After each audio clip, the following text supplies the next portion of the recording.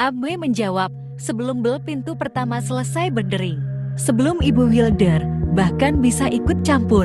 Dan di sana ada statis yang sama. Gelombang suara yang terbakar. Simfoni yang kacau. Columbus 911, di mana keadaan daruratnya? Abe berkata ke mikrofon, statis tetap ada. Hanya kali ini aku bisa mendengar gerakan yang jelas. Kami semua bisan. Langkah kaki keras bermain di atas kebisingan putih. Langkah kaki yang terhuyung HIYUNG. Barang-barang yang jatuh. Kebingungan, Ibu Wilder miring mendekat ke layar. Columbus 911, di mana keadaan daruratnya? Abi mengulang. Ibu Wilder menghadap Kelly. Itu nomor yang sama. Kelly memeriksa layar. Ketakutan membuat matanya membelalak. Oh Tuhan, kamu benar. Yang tadi aku lakukan. Tanya Patrick. Di balik pandangan khawatir, Ibu Wilder menatap laptop. Pada nomor yang tercantum. Ya, katanya, suaranya terhalang oleh kegelisahan. Itu nomor yang sama. Teriak Tania. Garukan statis menjadi tak terelakkan. Seperti rekaman yang tergores dari neraka. Suara-suara itu menghantam pikiran kami, terjebak dalam keheningan canggung.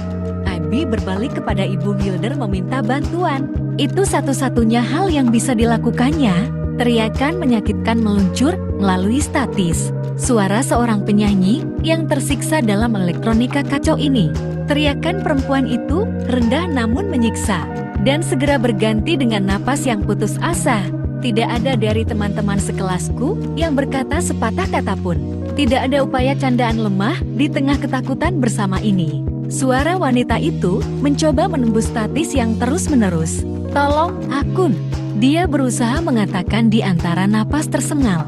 Ibu Wilder menghadap Abby. Bicaralah dengannya. Katanya, tidak bisa menyembunyikan nada gemetar. Dalam panggilan itu, langkah berat wanita terdengar tersandung di sekeliling. Setuhan konstan sekuat teriakannya, dia seperti rusa yang terperangkap dalam lampu sorot mobil. Abi menatap layar, tapi tidak bisa mengucapkan sepatah kata pun. Kepucatan mewarnai wajahnya. Tolong, Akun, kata wanita itu. Panggilan berakhir sebelum dia bahkan bisa selesai berbicara. Seolah-olah alat bantu hidup wanita itu dicabut dengan kejam dalam satu tarikan. Ibu Wilder tidak menunggu untuk memecah keheningan, namun akting buruknya tidak bisa menyembunyikan seberapa terganggunya panggilan terakhir. Ini bahkan membuatnya tidak nyaman. Baiklah, bagus sekali. Abi, katanya, menggiring kami melewati ketakutan yang masih menggelayuti seperti ternak. Dia mendorong masuk traine berikutnya. Catherine, giliranmu. Melawan kedua rasa gatal dan dingin, aku melipat lengan. Aku memutuskan untuk bicara hanya untuk mengalihkan pikiran dari pemutaran yang mengganggu itu. Untuk mengeluarkan statis dari kepalaku. Ibu Wilder, apa yang harus kita lakukan dalam situasi seperti itu? Aku bertanya. Seperti ketika itu adalah pemanggil yang sama yang mengganggu kita. Ibu Wilder mengacuhkanku dengan gelombang tangan. Oh, itu hanya penelpon iseng. Kami mendapatkan banyak dari mereka. Catherine duduk di depan laptop. Segera, panggilan lain menerjang masuk. Setelah memeriksa nomornya, Ibu Wilder tersenyum penuh semangat. Baiklah, ini yang berbeda. Katanya, Kelly menghembuskan napas lega. Wow, syukurlah, kamu dan aku sama-sama cewek, kata Tania. Catherine mengambil panggilan itu. Namun, suara statis itu menghancurkan rasa aman kami.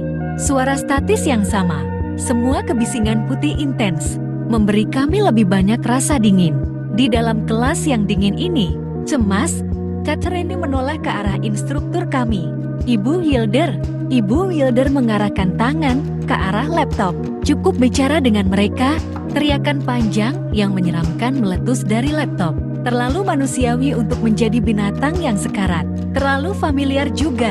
Wanita itu kembali. Oh sial, teriak Tania. Seperti patung lilin yang ketakutan. Catherine menatap komputer, matanya terbelalak lebar.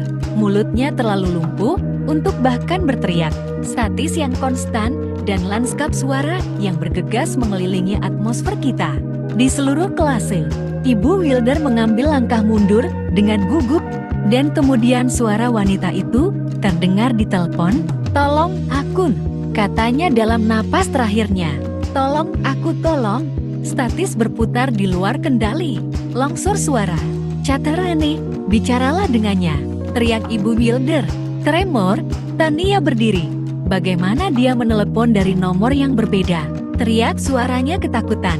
Namun kami tidak pernah mendapatkan jawaban. Dan Catherine tidak pernah bisa mengeluarkan pertanyaan pembuka.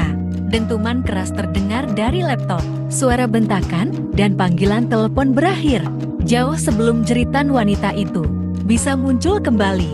Kami semua tersisa dalam ketegangan mengerikan. Mataku tetap tertuju pada komputer. Tubuhku gemetar. Aku merasa tidak berdaya, terutama dengan ketakutan bahwa siapa yang akan naik selanjutnya. Terkejut, Tania menunjuk ke komputer. "Ibu Wilder, siapa wanita itu?" Seperti korban yang menyangkal, Ibu Wilder menghindari kontak mata dengan kami. "Dia hanya penelpon iseng, anak-anak. Aku memberitahumu." Kelly memberinya tatapan aneh. Bahkan dia tidak percaya dengan penjelasan ini. Ibu Wilder membantu Catherine berdiri. "Kalian harus terbiasa dengan mereka," bisik Ibu Wilder. "Itu yang bisa kukatakan. Pemanas tidak bisa menyembuhkan luka-lukaku. Terutama ketika adrenalin sekarang bergabung dengan ketakutan dan dingin." Aku terus menatap laptop, terpaksa menghadapi nasibku. Terjebak dalam keadaan katatonik, Catherine tersandung kembali ke kursinya. Kami berlima sekarang membentuk formasi yang ketakutan. "Giliranmu, Calista," teriak Ibu Wilder. Aku duduk di sana, ragu-ragu. Tidak bisa menghibur diri sebelum panggilan itu. Ibu Wilder mengayunkan tangannya, memanggilku. "Ayo, giliranmu," katanya. "Tidak ada yang akan menyakitimu."